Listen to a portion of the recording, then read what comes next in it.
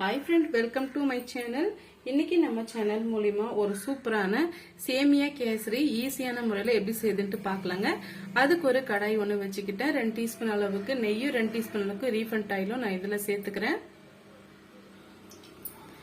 நம்ம எந்த அளவுக்கு மெஷர் பண்ணி எடுத்திருக்கோம்னு பார்த்தீங்கன்னா 250 கிராம் இல்லை மெஷர்மெண்ட் கப்பு தான் வந்து நான் எடுத்திருக்கேங்க. இது ஒரு கப் அளவுக்கு நம்ம அப்படியே அதில் சேர்த்துக்கலாம்.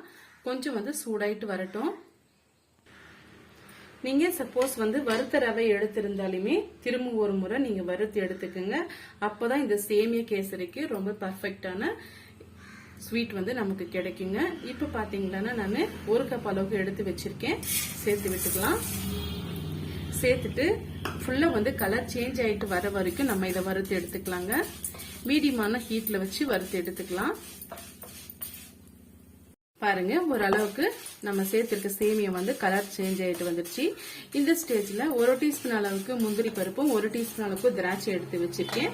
சேர்த்து விட்டுக்கலாம். சேர்த்துட்டு இதுலயும் நம்ம வறுத்து விட்டுக்கலாங்க. இப்போ வந்து சிம்மில் வச்சுக்கோங்க. பாருங்க இந்த அளவுக்கு நம்ம வறுத்து எடுத்துக்கிட்டோம். இப்போ இது கூடவே நம்ம தண்ணியை வந்து சேர்த்துக்கலாங்க. இப்போ நம்ம 1 கப் அளவுக்கு நம்ம சேமியா எடுத்துருக்கு இல்லைங்களா, 2 கப் அளவுக்கு நான் வந்து தண்ணி கொதிக்க வச்சு வச்சிருக்கேங்க. அதை வந்து சேர்த்து விட்டுக்கலாம். நல்லா கொதிக்கிற தண்ணியை பார்த்து சேர்த்து விட்டுக்கோங்க.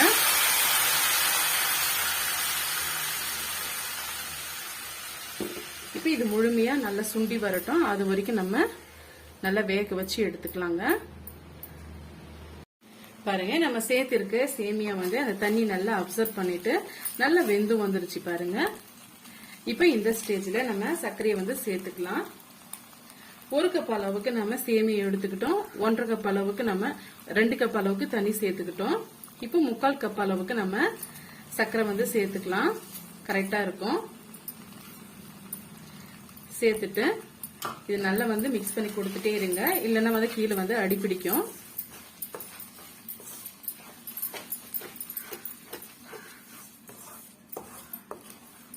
ரொம்பவே டேஸ்டியா இருக்குங்க. ஹோட்டல்ல போய் சாப்பிடணும்னு நினைக்காதீங்க. இது போல வீட்டிலேயே சாப்பிட்டு நல்ல ஒரு டேஸ்ட் வந்து நீங்க ரசிச்சு சாப்பிட்டு பாருங்க. ரொம்பவே டேஸ்டியா இருக்கும். பாருங்க நம்ம சர்க்கரை சேர்த்த பின்னாடி கொஞ்சம் இழக்கமா வருது.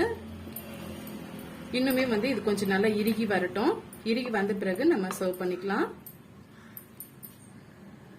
பாருங்க இந்த அளவுக்கு சுண்டி வந்த பிறகு நம்ம 1/4 டீஸ்பூன் அளவுக்கு ஏலக்காய் தூள் வந்து சேர்த்து விட்டுக்கலாங்க. சேர்த்துட்டு நல்லா வந்து மிக்ஸ் பண்ணி விட்டுக்குங்க. மிக்ஸ் பண்ணி விட்டுட்டு ஒரு 5 நிமிஷம் அப்படியே இருக்கட்டும். நம்ம சர்வ் பண்ணிக்கலாம். ரொம்பவே டேஸ்டியா இருக்குங்க இந்த சேமியா கேசரி.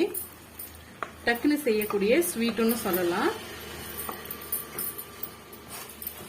அவ்வளவுதாங்க. ஒரு 5 நிமிஷம் இருக்கட்டும். பிறகு பார்க்கலாம். அவ்வளவுதாங்க. சூப்பரான டேஸ்டியான சேமியா கேசரி வந்து நமக்கு ஒரு 5 நிமிஷத்துல ரெடி ஆயிடுச்சு பாருங்க. எந்த ஸ்வீட் செய்யணும் அப்படின்னு சொல்லிட்டு நீங்க நினைச்சிட்டு குழம்பிட்டு இருக்க வேண்டாம். இது போல நீங்க செய்து பாருங்க. ரொம்பவே டேஸ்டியா இருக்கும்.